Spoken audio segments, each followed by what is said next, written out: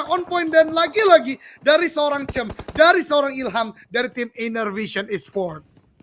Betul, Molotov sudah dilempar dan dipancing, hitmarknya masuk, damage mencicil dan 8 kit langsung digunakan, tapi bakarannya ternyata begitu pedas. Bahkan granat dari pemain Eagle juga berhasil mendapatkan satu pemain dari tim Inner.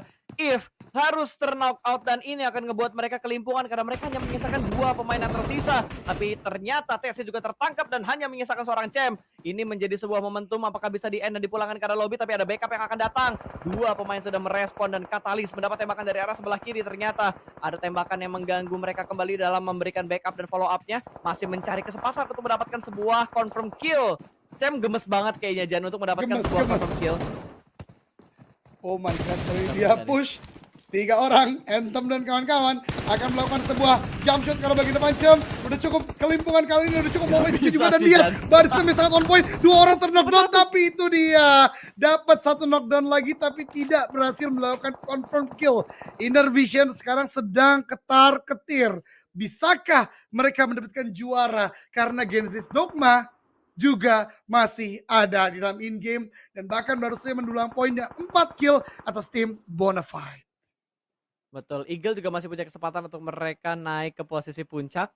Dan kalau kita lihat dari segi circle-nya yang tertuju ke sekitar bootcamp dan juga ke arah Paradise, ini bikin galau sih. Spot-spot biasanya kayak gini tuh ke atasnya bootcamp. Ke kompon-kompon di sekitar BTR atau di sekitarnya Retsu biasanya sih ke arah-arah sini ya. Kalau kita ngomongin pattern hafalan di kepala gua. Kalau dengan hafalan circle kayak gini biasa larinya ke sini. Kalau circle-nya ke sini biasanya larinya ke sini. Kalau hafalan gua dari banyaknya match yang udah pernah gua tonton. Tapi, nah ada tapinya nih, bisa Ada jadi tapinya berbeda tuh. kan Pas?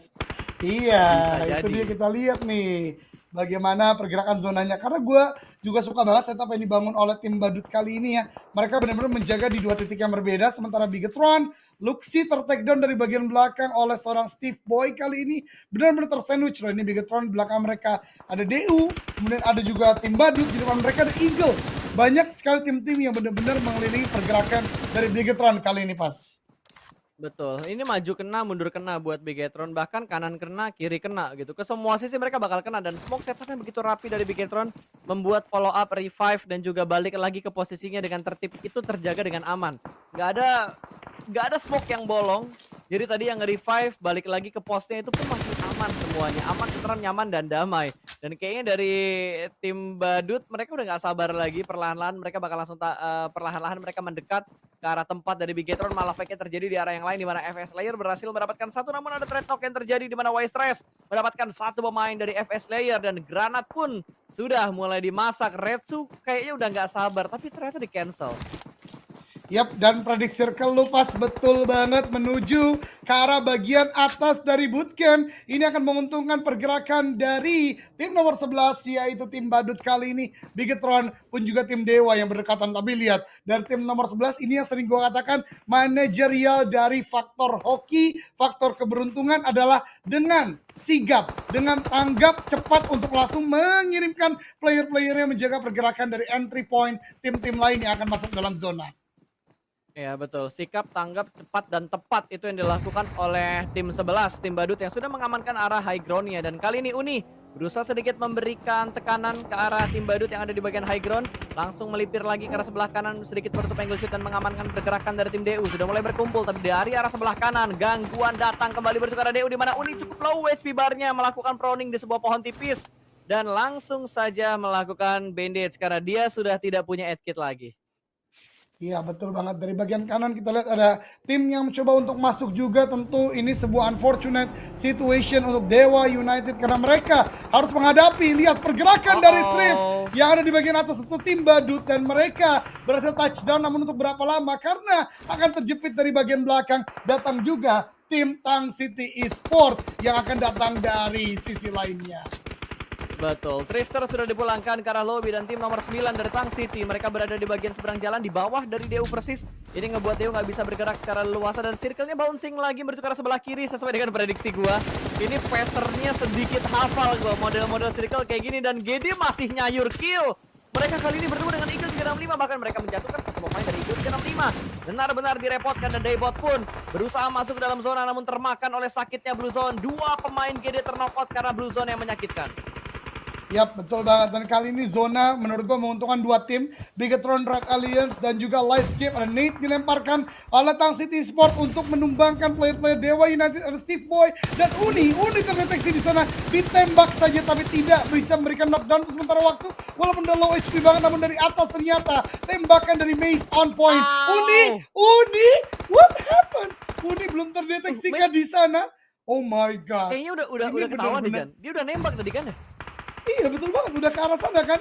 Tapi justru belum berikan knockdown. Sementara Tang City Sport yang udah mulai terdorong oleh zona, ter-take down lagi satu orang. Uni bergerak dan ini akan menjadi akhir bagi Dewa United. Benar-benar nyayur pasta dari tim badut kali ini yang bergerak dari bagian selatan zona.